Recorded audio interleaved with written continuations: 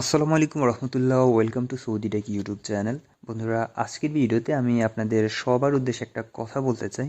আমার ম্যাক্সিমাম ভিডিওতে অনেকেই কমেন্টস করে এবং অনেকে আমাকে হোয়াটসঅ্যাপে নক করে বলে যে ভাই, বর্তমানে যারা সৌদি আরবের জন্য নতুন ভিসায় অ্যাপ্লাই করবে, যারা সৌদি আরব থেকে চলে গেছেন এখন নতুন ভিসায় আসতে চাচ্ছেন সৌদি আরবে, সেই ক্ষেত্রে কারো যদি কোনো মামলা থাকে, কোনো প্রবলেম থাকে, যমুনা ফিউচার পার্কে নাকি তাদের ফিঙ্গারপ্রিন্ট আসে না এবং আপনার যদি কোনো প্রবলেম থাকে আপনার ভিসাও স্ট্যাম্পিং হবে না।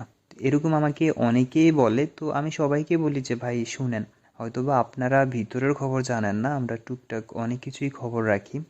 এখনও বর্তমানে সৌদি আরব এয়ারপোর্ট থেকে অনেক বাংলাদেশি ভাইকে ফেরত পাঠাই দেয়।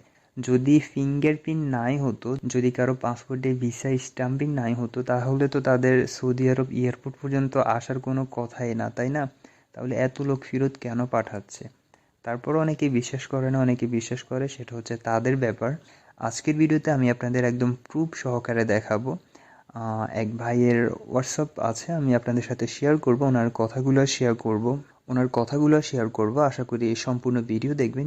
যদি সম্পূর্ণ ভিডিও দেখেন, আপনারা যারা এই প্রবলেমে আছেন তারা অন্তত বুঝতে পারবেন যমুনা ফিউচার পার্কে কি আদৌ এই যে ফিঙ্গারপ্রিন্ট নেয় না, তাদের কোনো প্রবলেম আছে, এমনকি প্রবলেম থাকলে আপনার ভিসা স্ট্যাম্পিং হবে না, কথাটি কি সত্য নাকি মিথ্যা। আরেকটি কথা বলতে চাই, অবশ্যই ভিডিওতে কেউ ব্যাড কমেন্টস করবেন না, কারণ এটা হচ্ছে এক আপুর আইডি। উনি সবার বোনের নজরে দেখবেন অবশ্যই সবাই। তো আমি ভিডিও শুরু করতেছি, ওনার ভয়েসটা আপনারা শুনেন ফার্স্ট টু লাস্ট। আমি সব ভয়েস শোনাবো না, 2-3টা ভয়েস শুনলে আপনারা বুঝতে পারবেন যে আসলে ব্যাপারটা কি। হ্যালো, আসসালামু আলাইকুম ভাইয়া। আপনার ভিডিওটা দেখলাম। আপনি বললেন যে কারো যদি পিনকোড চেক দেওয়া লাগে আপনাকে জানাতে, আপনি অবশ্যই দেখে বলবেন, তাই আর কি আপনাকে ভয়েস দেওয়া। এখন আপনার হাজবেন্ড 2009 সালে ফিঙ্গার দিয়ে জেল খেটে আসছে, এখন আবার যাইতে চাচ্ছে। এখনো তার ভিসাও লেগে গেছে।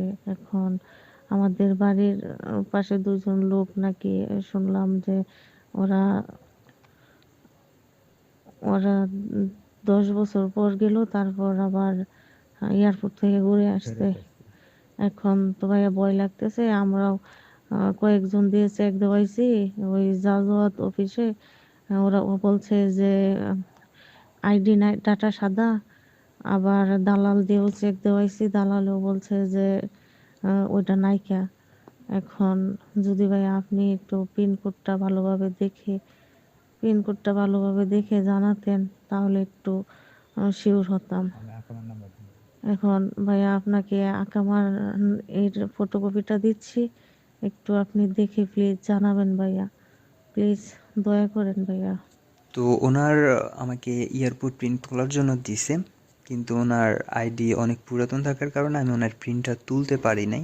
আমি সেটাও কোনটা দেখাচ্ছি, আরেক শুনেন। পার্টিকে যে দিছেন, ঠিক আছে তো ভাইজান, অনেক দিছেন যে এদিকে মনে করেন কি কত সালের আকামা এদিকে বাসমা আইতাছে না, এটি দিছে উড়ে না বুঝছেন নি? অন যদি কোন তাহলে আরেক পার্টিকে দিয়ে দেখতে হইবে।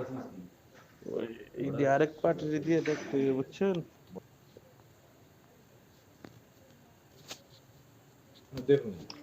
হ্যালো ভাইয়া, হ্যাঁ আরেক কেন জমা দেন, ওইখানে জমা দিলে কি আবার 2-1 দিন সময় লাগবে নাকি? দেখেন, টাকা দিতে হবে না, আপনি জমা দিয়ে দেখেন। হ্যাঁ ভাইয়া, সৌদিতে তো আমার একজন ভাগিনা আছে, ওরে প্রায় 2-3 দিন আমি অনেক ট্রাই করছি ওনার এয়ারপোর্ট প্রিন্টটা তোলার জন্য, কিন্তু দুর্ভাগ্যবশত আমি ওনার প্রিন্টটা তুলতে পারি নাই। যাই হোক, ওনার পাসপোর্টে ভিসাও লেগে গেছে এবং দালালও ওনাকে বলছে যে ভিসা যেহেতু লেগে গেছে কোনো প্রবলেম হবে না। তো আমরা সবাই এই আশায় ছিলাম, ইনশাআল্লাহ। আমিও ভাবছি কোনো প্রবলেম হবে না, যেহেতু অনেকে বলতেছে যে ভিসা লেগে গেলে এয়ারপোর্টে কোনো প্রবলেম হয় না, তো সবার কথা অনুযায়ী প্রবলেম হওয়ার কথাও ছিল না। কিন্তু প্রবলেমটা হচ্ছে, দেখুন, আপনারাই দেখুন। এই যে 25 তারিখে উনি আমাকে নক করছে যে ভাই, আপনার ভাইকে রিয়াদ এয়ারপোর্ট থেকে ফেরত পাঠাই দিছে। উনি ফিঙ্গার দেওয়ার সাথে সাথে ওনাকে রিয়াদ এয়ারপোর্ট থেকে ফেরত পাঠাই দিছে বাংলাদেশে। ওনাকে ইমিগ্রেশন করে নাই, ইমিগ্রেশন ক্রসিং হতে পারে নাই উনি। আসলে ভাইয়ের জন্য সত্যি খারাপ লাগে।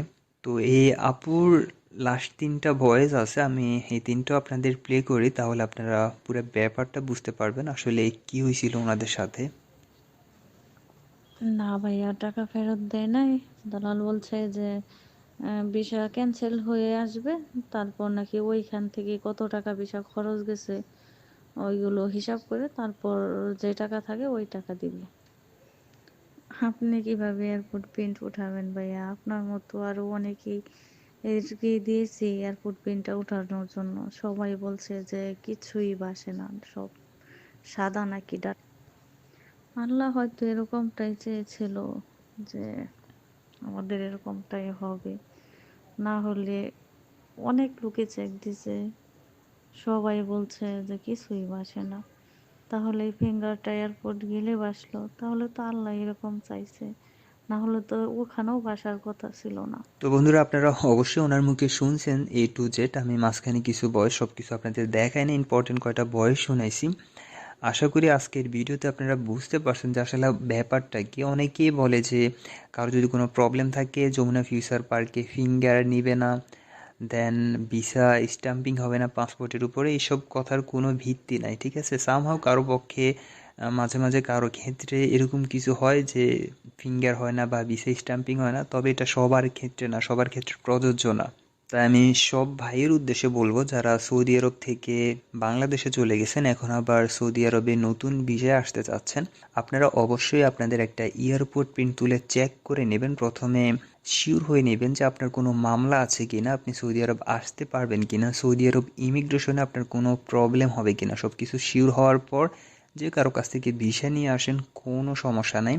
আপনারা চাইলে আমার থেকে এয়ারপোর্ট প্রিন্ট তুলতে পারেন অথবা অন্য যে কারো কাছ থেকে এয়ারপোর্ট প্রিন্ট তুলতে পারেন, ডাজন্ট ম্যাটার, যে কারো কাছ থেকে তুলুন, কোনো সমস্যা নাই। তবে আমার ভিডিওর মূল মোটিভ হচ্ছে আপনাদের সবাইকে সতর্ক করা যে ভাই 4 থেকে 5 লাখ টাকা খরচ করে সৌদি আরব আসবেন, যদি আপনাকে সৌদি আরব ঢুকতে না দেয়, এয়ারপোর্ট থেকে ফেরত যেতে হয়, এর থেকে দুঃখজনক আর কিছু হয় না বলে আমি মনে করি।